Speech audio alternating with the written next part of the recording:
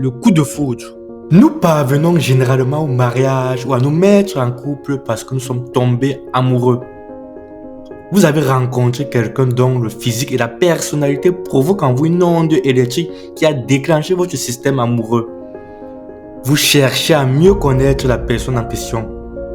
Le premier pas consistera peut-être à partager un verre ou un repas ensemble, mais la nourriture n'a que peu d'importance dans cette phase d'approche. Vous êtes en quête d'amour. Lorsque les sentiments d'amour sont réciproques, beaucoup de couples vont commencer à parler mariage, car chacun s'accorde à dire que le fait d'être amoureux constitue la base nécessaire à une union durable. À son apogée, l'expérience du coup de foudre est euphorique. Chacun est obsédé par l'autre. Vous vous endormez en passant l'un à l'autre.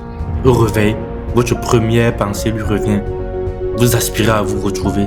Passer du temps ensemble, c'est déjà être au paradis. Quand vous prenez par la main, vous avez l'impression que le même sang circule dans vos veines. S'il n'y avait pas les cours ou le travail, vos baisers s'éterniseraient. Vos enlacements stimulent les rêves de mariage et de bonheur éternel. Malheureusement, l'éternité du sentiment amoureux est une fiction et non une réalité. Le docteur Dorothy Tennov, psychologue, a procédé à des investigations poussées sur ce sentiment. Après avoir rencontré de très nombreux couples, elle a conclu que la durée de vie moyenne du coup de foudre est de 2 ans. Dans certains cas, il dure un peu plus longtemps. Mais vous finissez toujours par redescendre votre nuage et poser les pieds sur terre. Vos yeux s'ouvrent et vous voyez les imperfections de l'autre. Vous finissez par admettre que certains de ses traits de caractère sont irritants, certaines de ses habitudes lassantes. Le conjoint est capable de vous blesser, de se mettre en colère, de prononcer des paroles dures et d'émettre des jugements critiques. Ces défauts qui paraissaient insignifiants quand vous étiez amoureux deviennent des montagnes. Bienvenue dans le monde réel du mariage. Dans ce monde, un regard peut blesser et une parole anéantir. Les amoureux fous d'autrefois deviennent des adversaires et le mariage un champ de bataille. Qu'est-il arrivé au sentiment amoureux? Hélas, il n'était qu'une illusion qui vous a poussé à signer au bas d'un document officiel pour le meilleur et pour le pire. Il n'est pas étonnant que plusieurs en viennent à maudire le mariage et le conjoint qu'ils ont follement aimé un jour. Le problème réside dans une mauvaise information. Il s'agit de l'idée que l'amour romantique durerait éternellement. L'euphorie du coup de foudre donne l'impression illusoire d'une relation étroite. Vous avez la sensation que vous vous appartenez. Vous croyez pouvoir résoudre tous les problèmes. Chacun est extrêmement généreux pour l'autre. L'obsession amoureuse vous donne le sentiment faux que tout égocentrisme a été éradiqué en vous, que vous êtes devenu une sorte de Mère Teresa, prête à tout sacrifier au profit de l'être aimé. La raison qui nous pousse à le faire si librement, c'est que nous imaginons l'autre animé des mêmes dispositions envers nous. Ce raisonnement est purement imaginaire. Ce n'est pas faute d'être sincère dans ce que nous pensons et ressentons, mais nous ne sommes pas réalistes. Nous omettons de tenir compte de la nature humaine ordinaire. Par nature, nous sommes égocentriques. Tout tourne autour de nous. Aucun de nous n'est parfaitement altruiste. L'euphorie du sentiment amoureux ne nous donne que l'illusion de l'être. Une fois que ce sentiment a épuisé sa durée de vie naturelle, nous réintégrons le monde de la réalité et nous commençons à penser de nouveau à nous-mêmes.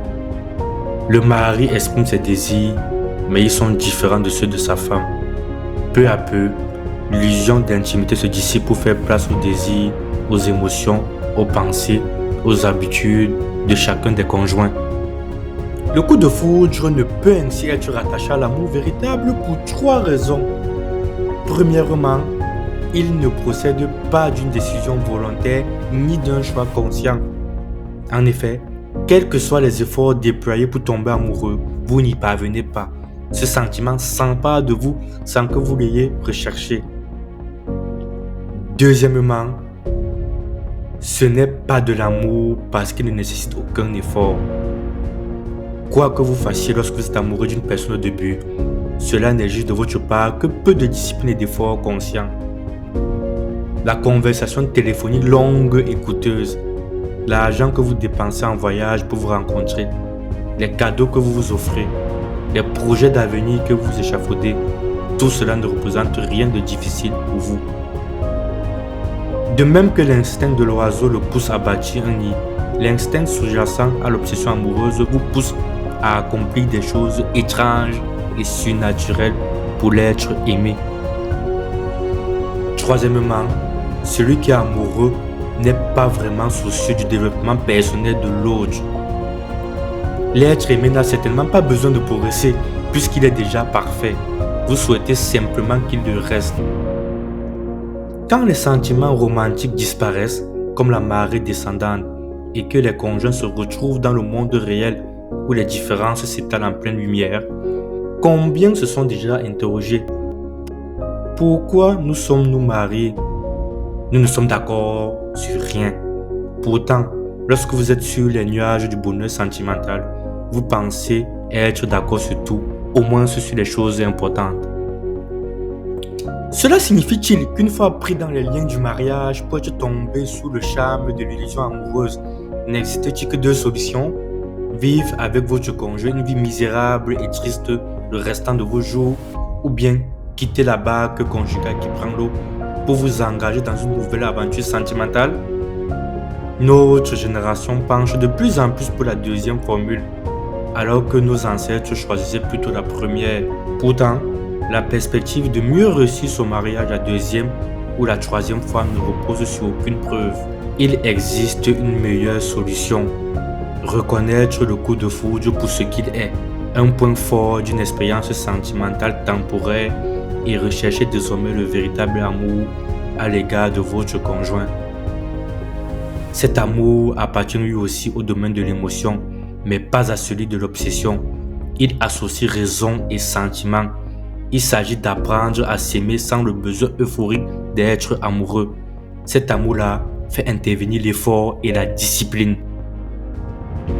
C'est la décision de consacrer votre énergie au profit de l'autre, sachant que si sa vie est enrichie par vos efforts, la vôtre le sera également en retour, car vous éprouvez la satisfaction d'aimer correctement votre conjoint. L'euphorie du coup de foudre n'est plus de mise. En fait, le véritable amour ne peut se mettre en place tant que l'amour obsessionnel n'a pas disparu. N'attachez donc pas trop d'importance aux actions bienveillantes et généreuses accomplies sous l'influence du coup de foudre, car dans cet état, vous êtes mû par une force qui transcende votre comportement normal.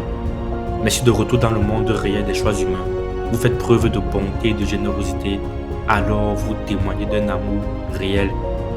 Si vous êtes marié ou en couple, vous avez donc la possibilité d'aimer après la disparition du coup de foudre, une fois revenu dans le monde des réalités.